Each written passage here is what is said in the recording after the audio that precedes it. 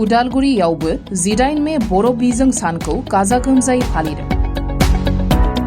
बर' राव थुनलाइ आरो बर' बिजोंखौ सिबिनो अनसायनो थाखाय बर' फरायसा फोरोंगिरि आरो रायजो राजाफोरनि गेजेराव थुलुंगा होनानै सांग्रांथि लाबोनो थाखाय सानसेनि मेहेरगोनां हाबाफारिजों दिनै उदालगुरि जिल्ला बर' थुनलाइ आफाद, बेरगाव जिल्ला बर' थुनलाइ आफाद आरो उदालगुरि जिल्ला एबसुनि जुथायै बानजायनायाव उदालगुरि नोगोरनि बिष्णुराभा ख्रिस्टि संघआव 18 मे बर' बिजों सानखौ फालिनाय जायो।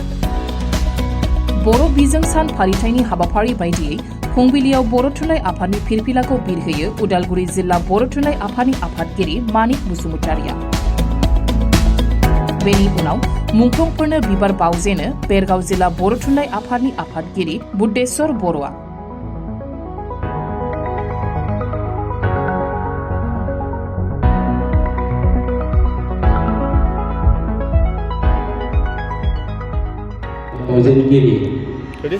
बेरगाव जिल्ला दिनैनि बे हाबाफारियाव बाहागो लाफैनो आरो उदालगुरि हेफाजाब होफानो दुलाराय बर' फरायसा उदालगुरि होनानै खुंनाय जादों। बे बेलायाव मा बुंनो? दुलाराय बर' खुलुमबाय गिबियावनो बड'लेण्ड रादाब आरो बड'सा रादाब नोंथांमोननिसिम।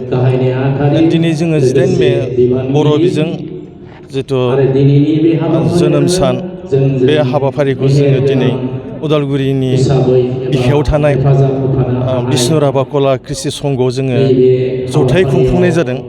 बे जथाय खुंफुंनाय जोंहा उदालगुरि जिल्ला बर' थुनलाइ आफाद आरो भेरगाव जिल्ला बर' थुनलाइ आफाद आरो उदालगुरि जिल्ला दुलाराय बर' फरायसा आफाद जथाय बे हाबाफारिखौ खुंनाय जादों।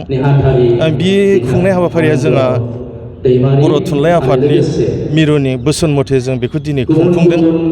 जों दिनै जोबोद गोजोनदों जोंनि बर' माहारिनि जिथु सिनस्रि माहारियारि जिथु बिफा होननाय बे जोङो दिनै ज' जानानै बे हाबाफारिखौ खुंनो मोननानै जों उदालगुरि जिल्ला बर' थुनलाइ आफाद आरो बर' फरायसा आफाद आरो भेरगाव बर' थुनलाइ आफाद जों बे जथाय दिनैनि बे समावहाय बर' माहारिनि मोनसे गोजोन मोनसे मेसेज मोनसे बिबुंसार होनो हागोन होननानै जों दिनै साननानै लादों। आरो निस्सय दिनैनि दिनाव जोंनि बे जथाय खुंनाय बे हाबाफारिया जाफुंसार जागोन होननानै जों आसा फारिदों। जों नुबाय माने बर' रावखौ गायसननो थाखायनो सा 18 मुंख्लं जालांदों बर' सोमावसारनो। खिन्थु दिनै नुबाय जोङो बर'नि माखासे सुबुंफोरानो दिनै बर' रावखौ फालिनाय नुबाय। बे बेलायाव दिनै जोंनि रमान स्क्रिप्टनि बेलायावहाय माखासे जोंहा सुबुंफ्रा मुंख्लं जालांबाय। नंगौ दिनै जोङो बेवहाय माखासे फालिथायफ्रा 18 मे जिथु जों खुंनाय बिजों सान बे समाव जोङो मिरुआबो बोसोन हरदों बिथोन हरदों जोंबो बोसोन हरदों। जोङो गंफ्रोमबो फरायसालियावहाय आरो गंफ्रोमबो जोंनि अफिसफ्राव आरो जायफोर जोंनि बर' माहारिनि माखासे अनुस्थान NGO दं बेफोरावबो जोंनि दिनै बर'नि जिथु माहारियारि फिरफिला बर' साहित्य सभा जिथु फिरफिला बेयाव बिरहोनाय आरो दिनै बेस गाननाय खुंथाय बेखौ खुंनो बिथांमोना जोंनो बिथोन हरदों। जोंबो बेबायदिनो बिथोन हरदों। दिनै जोङो हरखाबै नैबे दिनैनि मोनसे गोथार हाबाफारि जिल्ला भित्तियावनो खुंनो थोननायलाय जोंहा माखासे गामिफ्राव थानायफ्रा माने बेबायदिनो गुदि बर' थुनलाइ आफाद आरो जोंना दख'रा फरायसा आफादफ्रा एसे माने बिथांमोना जोंनि बे उदालगुरियाव नुजाफैनांगौ जानायलाय बिथांमोना बे समाव बारा गावनि जायगायावहाय माने फिरफिलाखौल' बिरहोनानै बिथांमोना फैनांगौ जादों।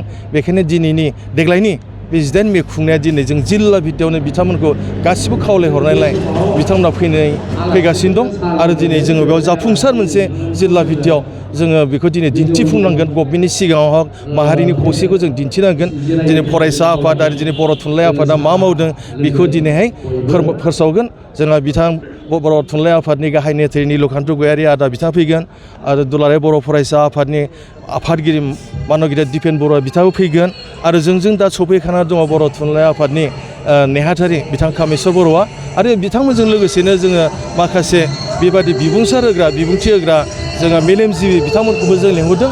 बिथांमोननिफ्रायबो दिनै बेवहाय जोङो दसे उनाव बिथांमोननिफ्रायबो जोङो बे बिबुंथिखौ मोननो हागोन आरो बे बिबुंथिया मोनसे सिस्टेमेटिक जागोन जेराव बर' बिजोङा दिनै गोमालांनो हमदों नोंथाङा एसेयावबो सोंनाय बायदि दिनै माखासे फिरफिला बिरहोनाय नुवाखै दिनै बर' बिजोङाव फरायनायखौ खम नुदों बिनि बागै दिनै बिथांमोना मोनसे गोख्रों राहायै बुंनाय जागोन जायखौ जोंनि गामियारिफ्राव जों हाबनानै जों गोबां बाथ्राखौ संनानै मोनबाय जे गिदिर गिदिर मानसिफ्रासो दिनै माहाजोन धोनिफ्रासो दिनै बे माने बर' माहारिनि बिजों सान बा बर' फरायनाय बर' बिजों सानखौ आदर खालामनांगौआ बिथांमोनासो माने एसे लेहेम खालामदों नाथाय गोरिब थाखोनि गामि गुन्द्रायाव थानायफ्रा बिथांमोना नाथाय दासिमबो गोख्रों दं दाबो जोङो बिथांमोननिफ्रायनो जों माखासे आदर्श खोथाखौ जों हमनो हायो बुंनो हायो जे महात्मा गान्धीया थारखौनो बुंदों जे गासैखौबो जों गामिनिफ्रायसो माने सोलोंनायखौ लाबोनो हायो आरो गामिनिफ्रायसो सोराङा फैयो बिथाङा थार बाथ्राखौ बुंदों दिनै बर'नाबो बिदिनो जागासिनो दं गामि सिङाव गामियारिफ्रासो दिनै गोथारैनो दं आरो बिथांमोनासो दिनै बिजोंखौ लाखिनायाव